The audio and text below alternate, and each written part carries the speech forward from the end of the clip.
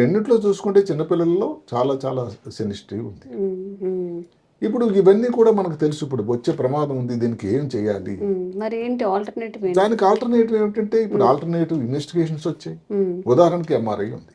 MRI మరి ఖర్చుతో కూడుకున్నది. ఎంఆర్ఐలో రేడియేషన్ లేదు, అది రేడియో వేవ్స్, ఒక మ్యాగ్నెటిక్ ఫీల్డ్, అయస్కాంత క్షేత్రం తయారవుతుంది, దానివల్ల రేడియేషన్ లేదు. అల్ట్రాసౌండ్ వల్ల అసలు అల్ట్రాసౌండ్ ప్రిన్సిపల్ వల్ల రేడియేషన్ లేనే లేదు.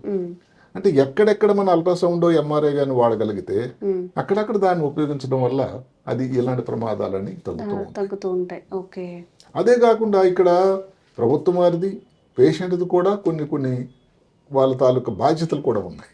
ఇప్పుడు పేషెంట్స్ స్కాన్ దగ్గరికి వెళ్ళారనుకోండి, ఇక నేను నెమ్మదిగా అమెరికాలో మాదిరి ఆ రిజిస్ట్రీ రావాలి.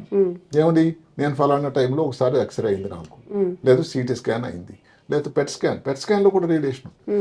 PET scan, positron emission tomography అని, క్యాన్సర్ ఎక్కడైనా ఉందేమో